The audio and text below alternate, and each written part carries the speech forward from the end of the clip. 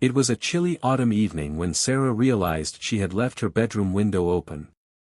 The sun had long dipped below the horizon, and the wind had picked up, sending dry leaves swirling through the streets of her quiet neighborhood.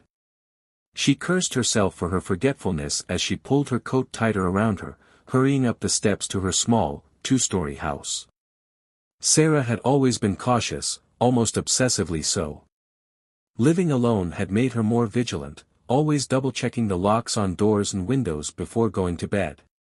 But that morning, in a rush to get to work, she had thrown open the window to let in the fresh air and then completely forgotten to close it.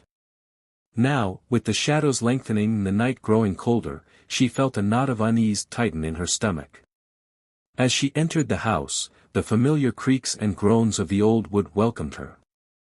The house was dark, save for the soft glow of the streetlights filtering through the windows. Sarah flipped the light switch in the hallway, but nothing happened. She tried again, her hand trembling slightly. Still nothing. The power was out. A shiver ran down her spine. The house, which had always been her sanctuary, suddenly felt oppressive and eerie in the darkness. She took a deep breath, trying to steady her nerves. It was just a power outage, she told herself. Nothing to worry about. But as she moved toward the staircase, the unease gnawing at her wouldn't go away.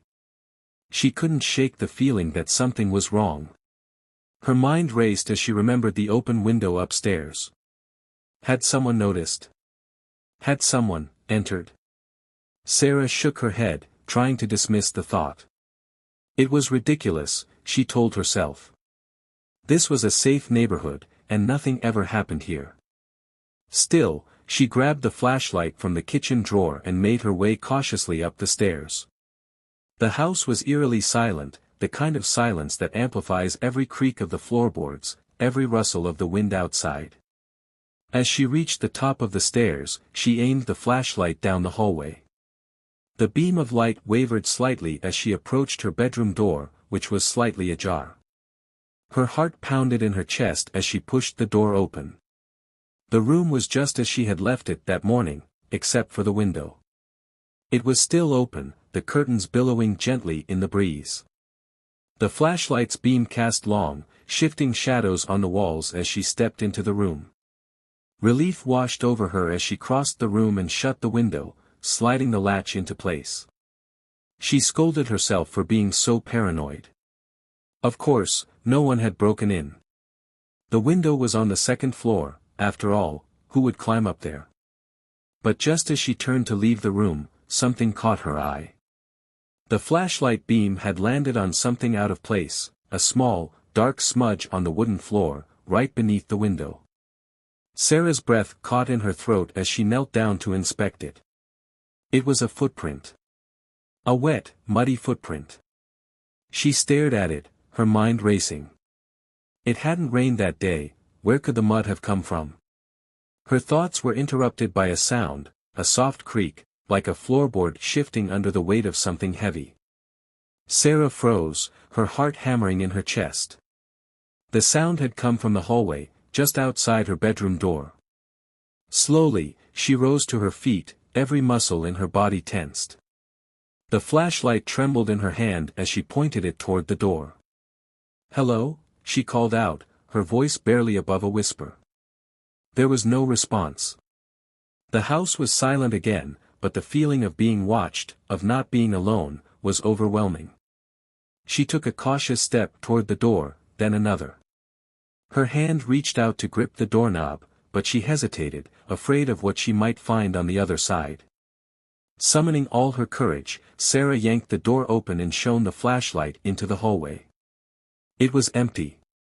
The beam of light stretched down the length of the corridor, illuminating nothing but the closed doors of the guest room and bathroom. Her pulse still racing, Sarah stepped into the hallway, her eyes scanning every shadow, every corner. She was about to dismiss it all as her imagination when she noticed something on the floor, a trail of wet footprints, leading from her bedroom and down the stairs. The knot of fear in her stomach tightened as she followed the trail, her breathing shallow and quick. The footprints were unmistakably human, and they led straight to the front door. It was wide open, swaying slightly in the wind. A cold rush of air hit her as she stood at the top of the stairs, staring down at the open door. She had locked it when she came in, she was sure of it. The realization that someone had been in her house, that they had walked through it while she was upstairs, sent a wave of nausea through her. Suddenly, the door slammed shut with a deafening bang. Sarah jumped, the flashlight slipping from her grasp and clattering to the floor, its beam spinning wildly before going dark. She was plunged into darkness, her heart racing as she fumbled for the light switch on the wall. But before she could find it, she heard it, a slow, deliberate creak of a floorboard, right behind her. She wasn't alone. Sarah turned, her breath hitching in her throat. She could barely make out the outline of a figure standing at the other end of the hallway, just outside her bedroom door. The figure was tall, unnaturally so, its features obscured by the darkness. But she could see its eyes, glowing faintly, watching her. She opened her mouth to scream, but no sound came out. The figure took a step toward her, then another. Sarah's legs gave out, and she stumbled back against the wall, her eyes wide with terror. The last thing she saw before everything went black was the figure reaching out for her, its long, shadowy fingers curling around her throat. The darkness swallowed her, and the house was silent once more. In the morning, the sun rose over the quiet neighborhood, casting long shadows across the empty streets. The house stood still and silent, the open window on the second floor swaying gently in the breeze.